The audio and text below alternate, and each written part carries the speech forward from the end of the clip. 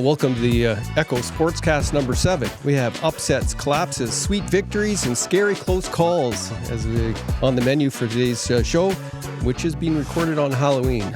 I'm Paul McLean. And I'm Dave Dale. Highlights of our show today include District High School quarterfinal action, results setting up next week's semifinals on Tuesday in girls basketball and boys volleyball, with 2 big football games today. In post-secondary and club reports, we have action clips of the Lakers women's soccer team earning a berth at the National University Championships, including the collision that knocked Nipissing starting goalie out of the third round game. Echo was also at the Lakers women's basketball team's first big win. I promised Rachel I'd show up, and I got some video, and I thought it was great. It was good game, and they won. They beat the U of T Blues, and I got a little bit of action clips of their local Katelyn DeCook. Yeah, Cookie, having a great go. Yeah, that's awesome. Right on. And then on the ice, we've got a special report about the North Bay Junior Lakers U13 girls team playing in Lake Placid, winning the gold medal, and getting to use the Miracle on Ice dressing room. Plus much more. But first, a word from our episode's lead sponsor, Le Frambois team at Realty Executives Local Group, Inc., Brokerage. Hi, I'm Natasha Laframboise, sales representative with the Laframboise team at Realty Executives Local Group Inc. Brokerage. We are a local real estate team here in North Bay. Our team of sales representatives, Matt Laframboise, Phil Seguin, and Adam Legros, are ready to help you through the buying and selling experience. We have been providing service to the North Bay and area community for over 17 years. Our goal is to provide knowledge, support, and guidance in order to prepare your home for sale, bring it to market using multiple selling strategies, and get it sold.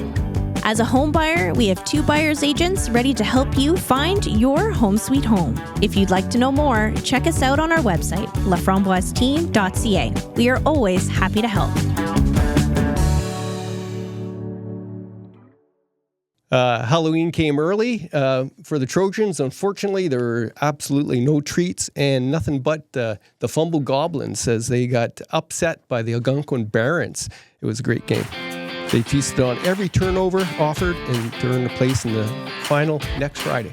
Algonquin coach Ryan Desbian said in an interview afterwards that it was the best overall football experience he's ever had, citing the challenges that the teams faced, the odds against winning against a favorite Trojans team. And while he's talking about that, check out the scary video featuring a Trojan fumble on the 1-yard line, an interception that spelled doom for any thoughts of a Ferris comeback late in the third quarter, and then top things off, another fumble to negate a kick return in the fourth. Brian, your junior football team just booked itself into the final. How do you feel after the game? Overwhelmed, actually. I mean, this was, in my 20-year coaching career, this is probably one of the most satisfying victories I've ever had. I mean, we had a game plan. We came in here and we stuck to it, and we threw the ball really well. I mean, we probably completed about 12, 13 passes, had a couple nice catches for touchdowns. I mean, I'm just really proud of this group because they kind of came together. We don't have a lot of numbers there. We're maybe 35 dressed, but the kids came to play today, and I take my hats off to them. 24 made a couple good key receptions for touchdowns. Yes, he did. He made one for a touchdown. I believe he got, I'm not sure if it was another touchdown or a 2-point, but yeah, he made caught a couple passes. Number 5, Pennell, made some nice catches, same with number 23, Rowan. So being able to spread the ball around, especially junior football, is really huge. And I just can't say enough about this group. I mean, they came out and they executed our game plan to perfection, and I'm just, like I said, I'm overwhelmed. It's awesome.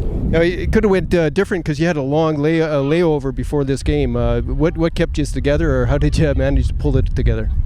Just if you don't have adversity, you got to create it in practice, right? That's my philosophy. So that's kind of what we did, run a tight ship, and the guys responded, and I was a little apprehensive at first because we are a couple starters down. We had a couple kids get injured, one football related, one not, and they were starters, big pieces of our puzzle. So the guys stepped up today, and like I said, this is an awesome victory for this group, and I'm very excited.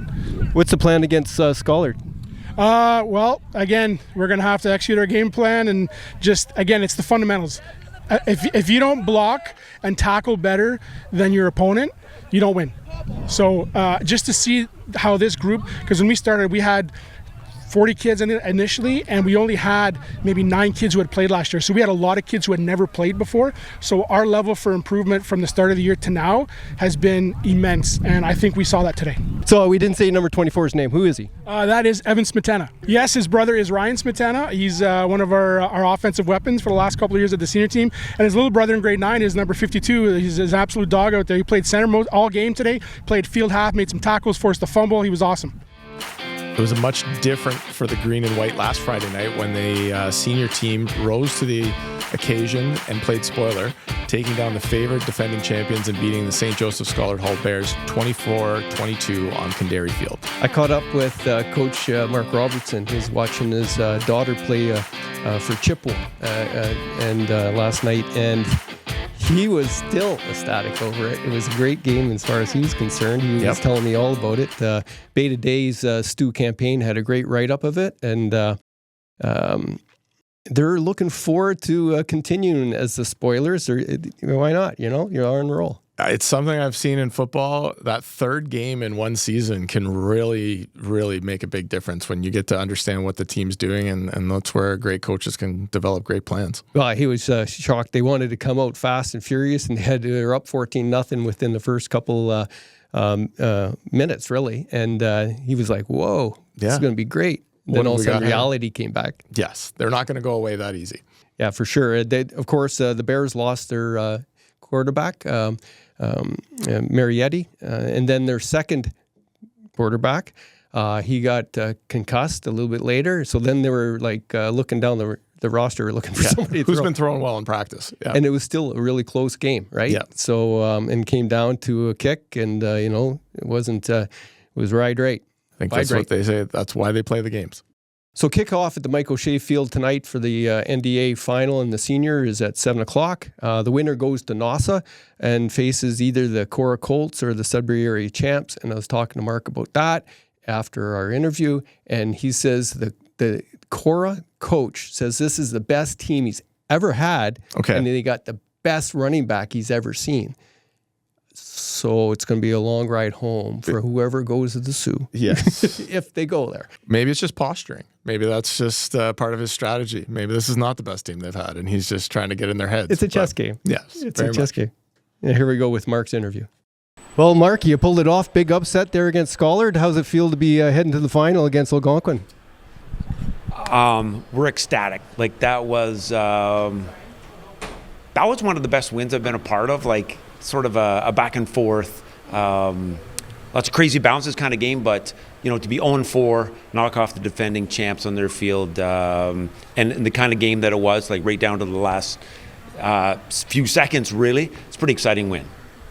Who are some of your players that stood out and made that happen?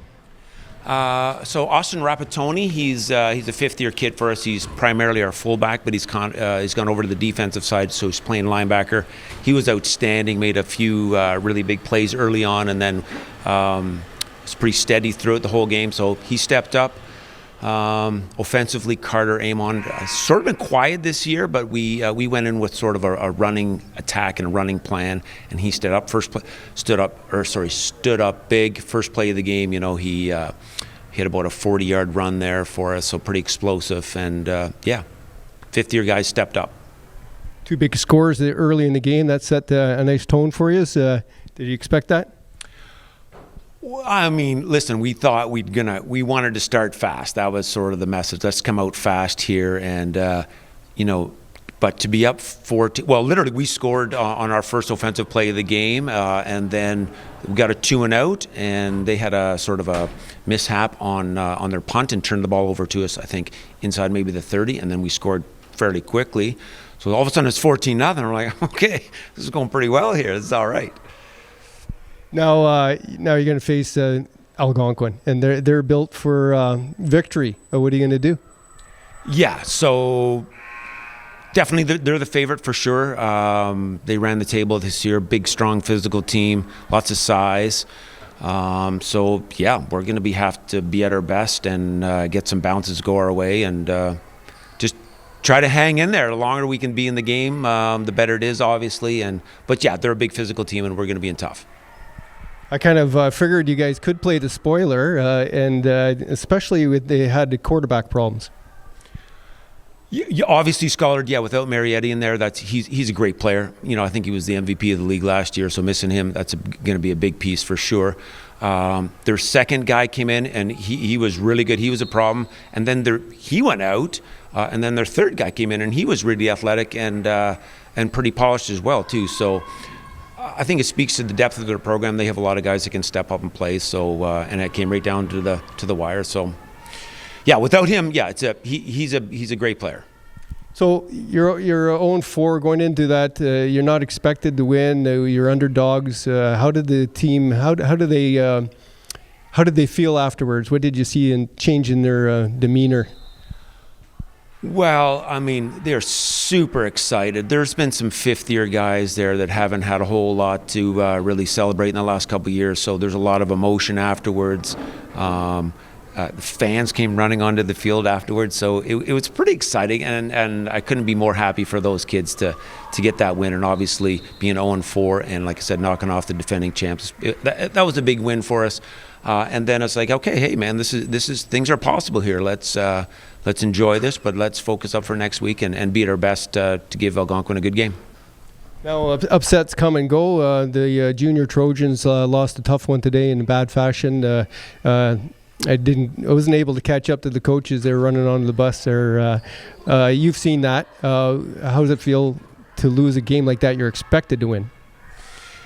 Yeah, so those are tough, right? Like, the winning as an underdog is obviously super. There's lots of elation and joy. The opposite of that, I think it's worse, right? You don't want to lose those games. So I didn't really get a chance to talk to those guys either, but that's a tough one. But I mean, hey, you got it. It doesn't matter if you're the favorite or the underdog. You got to show up and play the game. I mean, that's why you play, right? It's an old adage of sports, right? So you got to show up. You got to play 48 minutes, and anything can happen, man. That's why we play the game. Well, a lot of those kids will be coming up to your program next year, and now they got some character. A layer of character was built, so that's bodes well for you guys. Yeah, I think so, right? You go through those experiences, just like our fifth-year kids. They'd been through a lot of adversity, and we talk a lot about that. One thing about our team, our senior team this year, there's no quit in them, and we were 0-4, but those kids battled the whole time, and they were used to the adversity, and we talked about that. Even when we were up 14-0, I'm like, guys, adversity is coming. Scholar's not going to lay down here. It's coming. We got to be ready for it and roll with it. So, but you're right. Yeah, those losses sometimes you can learn from, and hopefully, just learn from them and. Understand that the work's still got to be put in, man. You gotta earn it in practice. Also on the gridiron, the Franco Site Patriots junior football team tasted victory for the first time this season after several years of sitting out of the league by beating the host Chippewa Ravens, who had beat Franco a week prior, 27-24, for their first win of the season, relaunching their team. Franco moves on to play the undefeated Scholar Bears this afternoon at Kandari Field beginning at 4:30 p.m. Our feature in girls basketball is a chillingly close game between Algonquin and Franco in the quarterfinal for the junior girls team. Yeah. Lisa Hutt there. I have video of her getting a little serious there when Franco was actually up by 8 points at one point at half. Yeah. And it was serious stuff. Yeah, it's going to be great to hear how she tells us how she motivated her team at halftime, warning them it might be their last game together if they don't pull up their socks. And when it didn't seem to be working, she pulled off all 5 at one time, then returned them to action one at a time to light a fire of some urgency, and they ended up winning 39-24. It was an excellent game to watch, actually. And it was nice to talk to her about it. And she did want to be interviewed, of course. She hates exactly. She's not into the interviews, but she always does a good job. And, those are the exciting moments when you can do that as a coach. It's great. You want some adversity before you're going into the semis. Yeah, for sure. Coach, your team faced a little bit of adversity against a fiery Franco team. They had you by almost 8 points, I think, at one point. What did you tell your players at half, and how did you get them to turn it around? Well, I told them that this could be their last game, that nothing was guaranteed after this game, and if we didn't start playing with more energy and desire, like Franco Site was doing, that would be it. This would be our last game. And I think that fired up my grade 10s. They certainly didn't want this to be their last game of the season after winning the NDA championship last year. So, you had some players that stepped it up. I saw at one point you took all 5 off, put them on the bench, put the other ones in, and then you came back with 19, and she made some things happen, and it seemed to spark the team. Yeah, Emerson has this energy, and I guess her size helps as well. She just knows how to get the ball going our way. Like, she'll get a couple of blocks and then a couple of good passes and then finish some shots, and all of a sudden the energy's back on our side. Now, I saw some other players, one I think, number 20, she made a 3-pointer, good shooter from the foul line as well. Tell me about the other players that contributed and will be needed when you face off in the semifinal next week, Tuesday. Yeah, I have a pretty big team. Most kids contribute. I was hoping for a little bit more tonight from some players, but some came out firing as always. Jaden Gribben was outstanding. She's super hard to stop as a point guard. She's fast, makes great decisions, and she hit a key 3 tonight. Another key player for us tonight was Madison Emiot. What I asked the kids was to stop giving up loose balls and to jump on things where we had an opportunity to turn things over. And she just took that challenge and went to town with it. Like, she started jumping on everything, and we turned the ball over a few times, which gave us a few extra points and got us closer to their lead.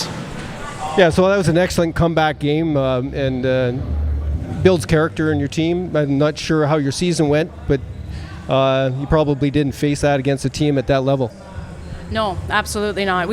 Our season, I'm about developing players and trying to get everybody to be better. So for the season, wins, losses, they don't really mean much to us. So now it's about seeing whether or not these players got to where we needed them to be in order to contend in the semi. And what do you know about Chippewa, and how are you going to go about playing against them? They're a fairly large team as well. Chippewa's a great team, very athletic team. They're big. We have bigs, but they're bigger. So we'll have to make sure that we defend them very well. And they've got a couple of really good outside shooters as well. And they've got a bench. So they can easily start with 5 and the next 5 come on, and they're strong too. So it'll be a tough game. Also interviewed was Chippewa's senior girls basketball coach, Jamie Carruthers, after they cruised past the Franco Patriots 35-7. He said his team has a tough task in the semi on Tuesday against the favored Bears, but he thinks they're ready and have come a long way since the start of the season, adding that several team members were playing basketball for the first time. You just won the quarterfinal against Franco Cite handedly. Who are you playing in the semis? We're up against Schollard. It's going to be a tough game. Schollard Tuesday on their home court, which is always tough. So, but I think the girls are ready. How did you do against them in this season? Let's not talk about that. No, it's no. We got beat, but see, we've got a team of girls with a lot of heart, and they've been working to improve. A lot of them aren't basketball players, but so their skills, they've been improving all season long, and I think they're ready, right? They're peaking at the right time. Who's some of the main players that are going to have to deliver? Really, if we're going to beat Scholar, we need everybody, right? It's a team game, and we really need all the girls to step up, and they all made contributions. We've got our star point guard. Annie's been leading us through things. Charlie's been great down low for us, but really all of the girls have stepped up and contributed. It does look like a full effort there. Everybody, some of the teams you just have certain people carrying them, but looks like everybody's got a good effort. Yeah, we had everybody on the court tonight. We had lots of people got out more minutes than they're used to, and they made key plays for us. They made great rebounds. They took the ball hard to the hole. We tried a few different offenses today. We mixed up our defense, and they played really, really well. So I think we've got a lot of tricks in our bag for Schollard. So, well, a confidence builder going into them, man. Yeah, absolutely, right. And win or lose, I'm proud of these girls. I'm proud of the way they played. I'm proud of the efforts they put in all season. They're coming out and they're working hard, right? And that's all you can ask for as a coach. Hot off the press, we have the semifinal schedule for next Tuesday. We're going to see in the junior girls basketball at 3 o'clock, Schollards hosting West Ferris. It should be a great game between the number 2 and the number 3 teams. At 4 o'clock, we have Chippewa hosting Algonquin. That would be a good game. At 4:30, senior girls basketball. Number 1 Schollard is hosting the Chippewa, and anything can happen there. Yep. One other game of note in senior girls basketball at 5 o'clock, Algonquin is hosting West Ferris. Before I do the junior boys volleyball, I wanted to mention that at the game at Chippewa, a couple guys were thumping the seats as one of the Franco girls was doing free throws. Oh, okay. Right? And one of a guy from Sturgeon, who's actually a teacher, he tried to go explain to them that the OFSA rules of conduct do not allow that. Okay. Did you know that? I did not know that. Yeah. So if the OFSA rules is you're not allowed to disturb.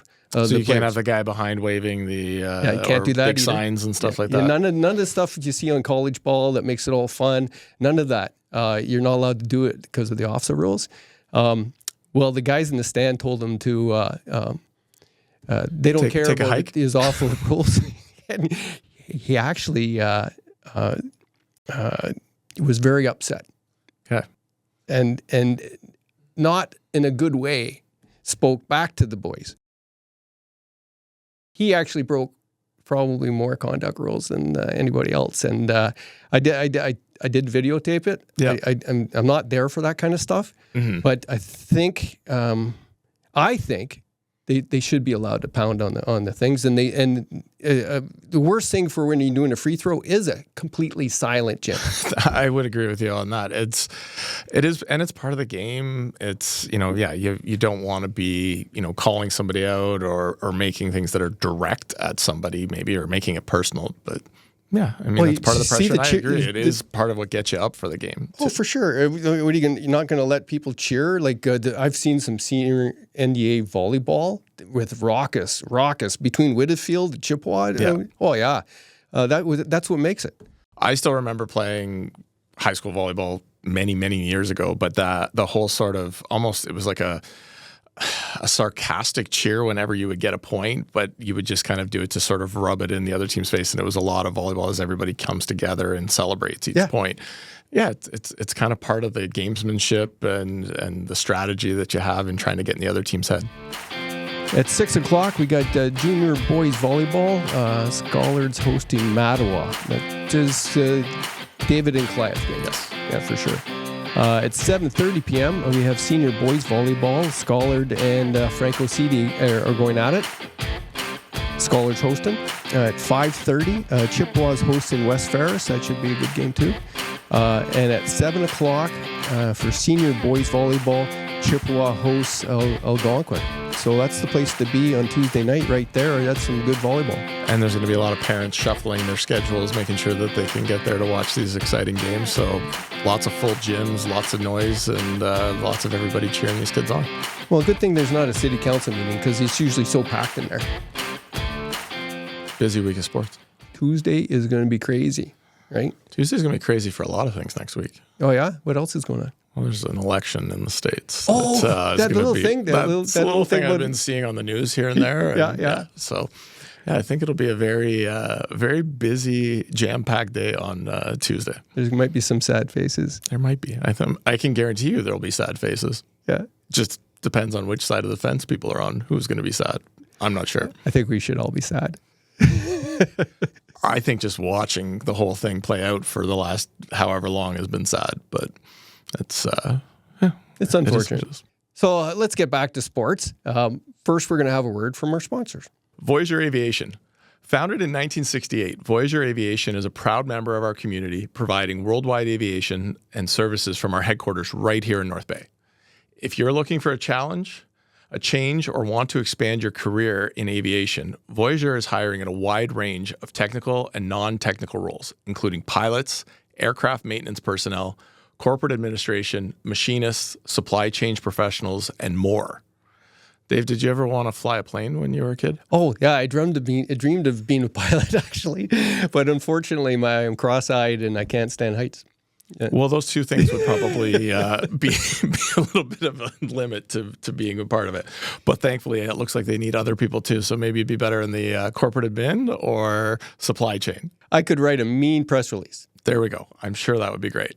So be part of our workforce that's over 400 strong, supporting humanitarian, government defense, and civil aviation operations around the world. For a career in aviation and beyond, learn more about open positions and career pathways at voyav.com. So we don't have a middle interview like we normally do this week, but we want to promote the 6 that we've already done. Which one was your favorite? Well, recency bias, I definitely enjoyed the John Whittet one. That was a lot of fun to do.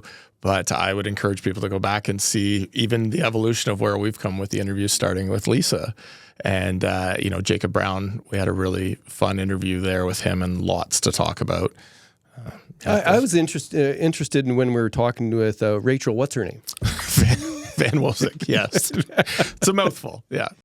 And who's that really smart girl that's doing everything for soccer, hockey, and assisting coaching for the Lakers? I can't remember her name. Kiara Jeffries. Oh, yeah. No, she seemed like right on. I think she could run for mayor. She has been, she's got a lot of experience in trying to work with big groups of people and move things in one direction and trying to herd all those people together. So, yeah, that was a good interview. Kind of great to see where she came from and one of those conversations of how great people are moving to North Bay. Well, I think everybody should go back and watch those videos because we're just going to keep doing them. They're great little snapshots of the people that make sports happen in North Bay. Yeah. And don't forget our conversation with Mr. Mullins in Kicking in Queens and currently named OUA Special Teams Player of the Week. Oh, for sure. And they're hosting... Laurier. No, they're not hosting. They're going to Kitchener to play Powerhouse Laurier. Okay. And I had a brief conversation with Sean after the epic Trojan junior football team collapse. Yep. And he allowed that it's going to be possibly a long drive home. Well, I guess he's freed his time up to go see Tyler play then, too. Yeah. So, yeah, that's cool.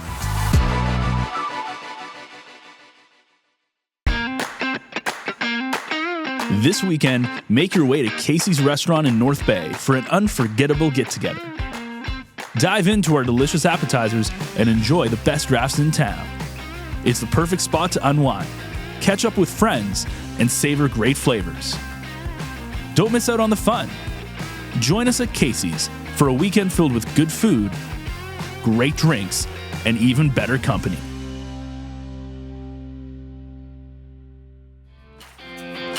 In post-secondary varsity action, Nipissing Lakers women's soccer. The Nipissing Lakers women's soccer team beat York 2-1 last Sunday to earn a berth in the OUA finals against the Ottawa GGs tomorrow, which will be Saturday, as well as an automatic ticket to the U Sports Nationals in Halifax, Nova Scotia next week.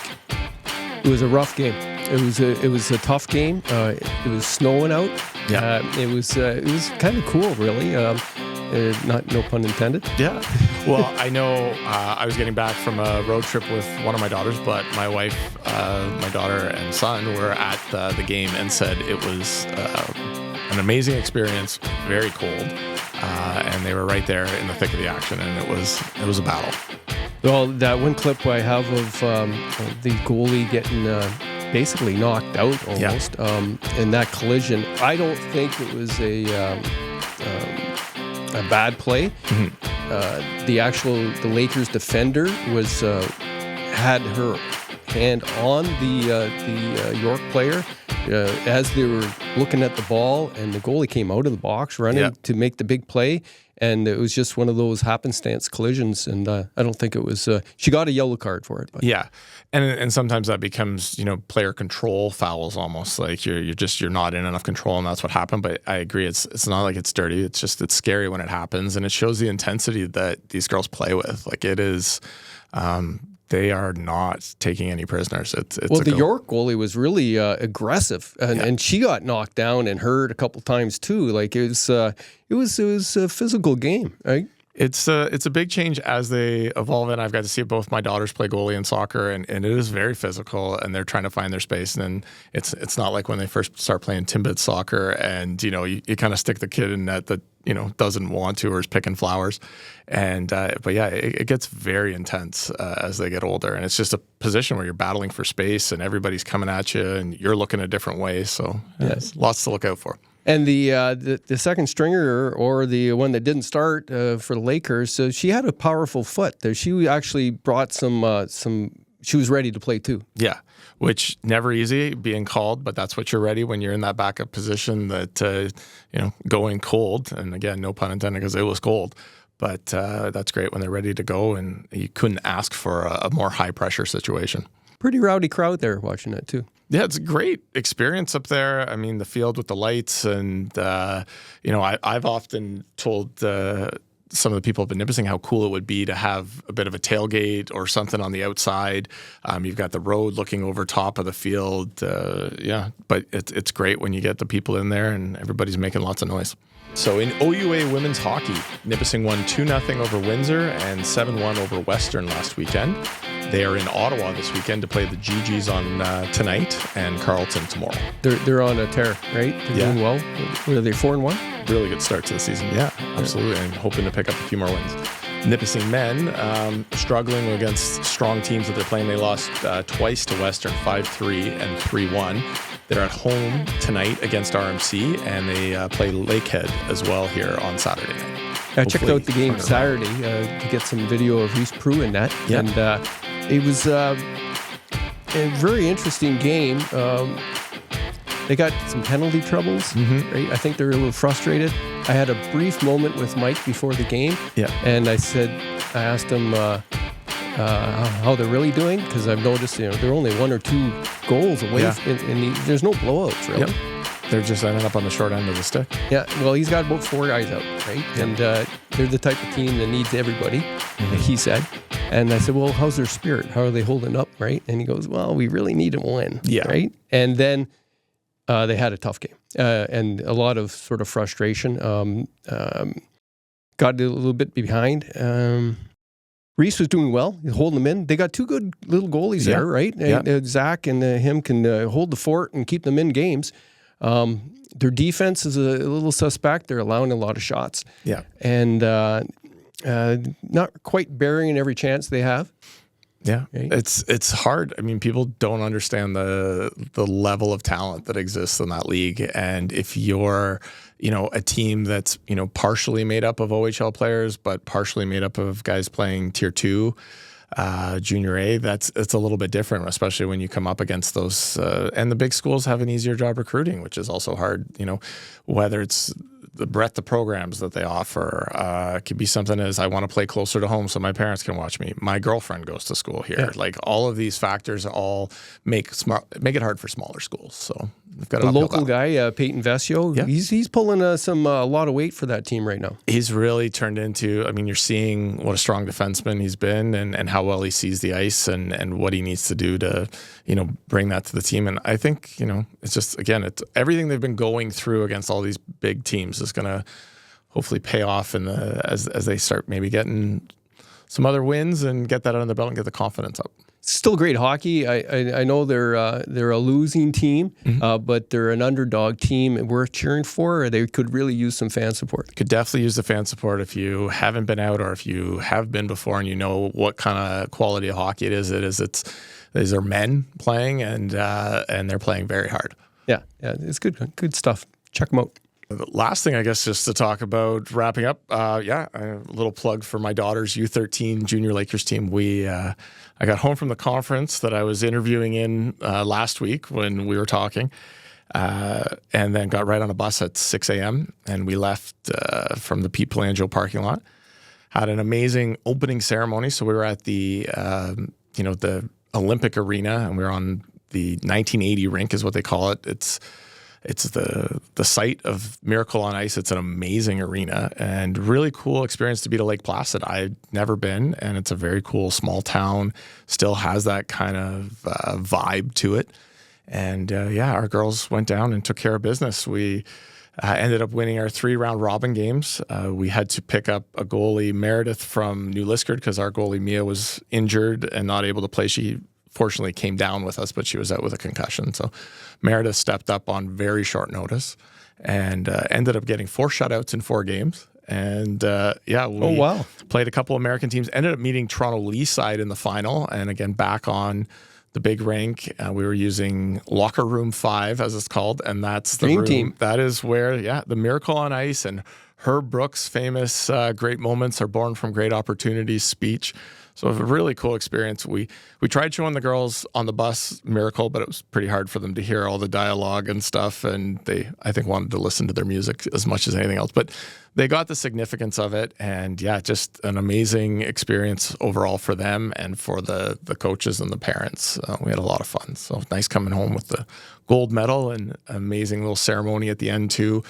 I've never seen this in Canada, at least recently, where the announcer told all the girls to take their helmets off so they could hand out the medals. And a really great ceremony where we were, the girls from Toronto Leaside got their medals, came and shook all of our girls' hands. And then our girls got their medals and did the same thing. Lots of great sportsmanship. And then they wheeled a podium on the ice and they stood up there with the banner and gave one of our girls a torch, which I've never seen, a live torch in a kid's hand. It's like, okay, well, you guys have a little bit of a different idea around some of the safety stuff, but it was such a great thing. So, a lot of fun. When do we get to see her team play locally? So we are home this weekend. We've got, but we're actually having to use South River.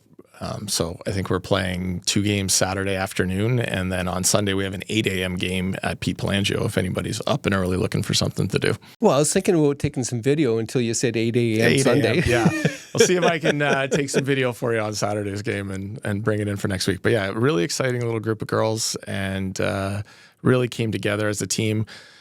Amazing to watch how they embraced, Meredith and her mother for just jumping on the bus. We had a bunch of, girls brought extra swag like hoodies and hats so that, she could feel a part of the team and made sure she was included in everything. And it's really nice to see. Those are the great parts about minor sports and kids getting to meet each other and, make new friends.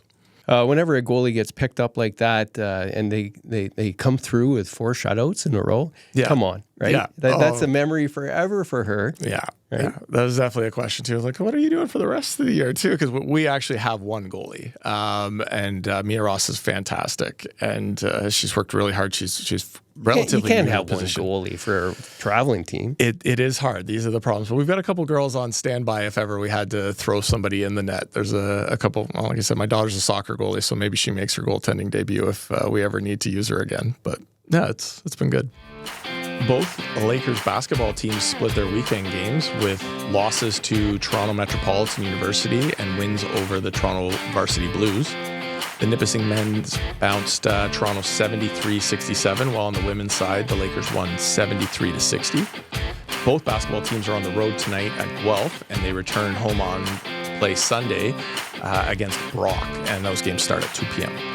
Same time the Battalion are at home. Exactly. So Battalion with a big conference battle, I guess, with the now Brampton Steelheads, with Mississauga making the move over to North Bay's old home. So that'll be a bit of a homecoming for Hooley. Anyways, from his time coaching there, none of the players are left over, but I'm sure owner Scott Abbott will be interested in getting back to see what's gone on in that building since they left a little over 10 years ago. I've heard it's pretty exciting hockey this year. Yeah, no, it's they have a jam-packed firehouse team, and I know they also have a fantastic goalie, and his name's Jake Ivankovic, and I think he's on Hockey Canada's radar and stuff. So Sunday's game's going to be great for that, and Friday they're there as well. So anytime you're playing a team back to back, you're going to see a lot of a bit of grit come out by the time they're going to be a little tired after playing 120 minutes against each other. Yeah, well, those are good games. Yeah, looking forward to it. I'm looking forward to talking to the Lakers women basketball coach about the game because, like I said, I was expecting a bit of a wake. I was just going to, document what has come to be sometimes a hard season for the women's basketball team. Yeah, and I think Rachel will be excited to tell you all about the changes and the direction that the team's going. And I think after our interview with her and some of the stuff she was talking about, where they were hoping to go, I think they had a good opening weekend, and it's setting the table for a season that they're going to be really proud of. Well, I promised you I would, and I did. So there, promise made, promise taken, promise delivered. There we go. Right, and I was actually pleasantly surprised that of a real competitive game that you're winning, because I know you guys had some troubles, and I saw the score from the Friday night. On Friday night, we definitely faced a monster in our division, TMU. They're a great team, and we got off to a pretty rocky start, but we were happy to make things happen on Saturday. Yeah. Well, it was great. Like you had a little bumpy start there in the first quarter. I was wondering why I was there, and then all of a sudden you guys came to life, and you figured them out or something. And it was a great second quarter, and you were leading, and I was happy. I got what I wanted, and I got some video of your local player. Tell me about number 9. So number 9 is Katelyn DeCook. We call her Cookie here. I think I may have mentioned her on the full podcast, but she's been phenomenal. She's actually in her 4th year right now of university. She's in nursing, and she got recruited by the former head coach, Katie Hamilton. Took a couple of years to develop, didn't play many minutes early on, and she's now a 4th year captain and starter for us on our team. So she's our starting 5. She adds a bit of size for us. And the thing she's actually probably best at never shows up on the stat sheet. She is fantastic at defending the other team's center and kind of keeping them away from the rebounds. So she's never really credited for all of the work that she does, but her job is really to keep the other team's center out of the equation. And I think she did a really good job of that in her minutes on Saturday. The other player that caught my eye, and I was talking to Randy from Dark Horse Comics, and he was saying that number 13 was a big player for you, and I got some video of her doing well too. She is, yeah. So Megan's a special one for us. She is very versatile with her size. She's about 5'10", 5'11", but moves really well. So we have her guarding everything from the other team's point guard to the other team's center when Cookie needs a break, to be honest, which is really abnormal. So we kind of call her a defensive specialist, but she also happens to be our program's all-time leading scorer and rebounder, and all-time leader in steals as well. So she's pretty special. She graduates this season, which will leave a pretty big hole to fill. But we're excited to see what she'll do this year. And this weekend, she got off to a good start. I think she's averaging 15 points a game now through the first 2 games and 8 rebounds. So we're pretty lucky to have her. Definitely worth the price of admission when you see how she plays, and with DeCook, and another player that caught my eye was one of your guards, number 8. Yes, that's not shocking. So that's Taryn Gauthier from Timmins. She's a 2nd-year point guard right now. We call her Tiny. She's 5'2", and she's often the smallest player on the floor, but also one of our leading scorers, and really is the backbone of our offense. So she controls the pace. She sets things up for us, and honestly just has a fight in her. You probably noticed late in the game, she was pressuring in the full court, and she's so quick and agile on ball. So that really helped us get some steals and secure the win late in the game. So you're hosting Brock on Sunday? Yes, we are. We leave today, Thursday, to go down to Guelph, and we play them tomorrow. And then we're back at home. We play Brock at 2 p.m. on Sunday. So we don't have a heritage moment today, Dave, but we've got something exciting that we want to talk about this week. Well, I've set up Tim Lowe to come in next week for an interview about the Sports Hall of Fame. He's the new chairman. Yes. Right? So that'd be very interesting. I know Tim well from when he was coaching with Algonquin, and I was being a reporter at the Nugget. So now that he's involved with the Hall of Fame at that level, I'm looking forward to hearing about what he's going to be doing, and then that'll help set us up for our heritage moments going forward. Yeah, no, that's fantastic. I ran into him this morning actually at Twigs Coffee Club, just stopping in to grab my coffee and have a little chat. And yeah, he was telling me about some of the exciting stuff that they're looking to do with the Hall of Fame, and just trying to expand on what is a very amazing job that's been done to keep all of those great artifacts that they have in rotation and moving around. So yeah, it's been great to talk to Tim. So that's been another Echo Sportscast. I hope you liked it. We try to cover as much as we can, all the different sports. If you have something to contribute, appreciate that. Send it to editor@northbayecho.ca. and we'll just continue doing it. Thanks for, again, Paul. It's been a good time doing this stuff. Looking forward to another great weekend of sports, and one that I actually get to stay in North Bay for and watch. So, yeah, on that, thanks for watching. I'm Paul McLean. And I'm Dave Dale. Have a good day.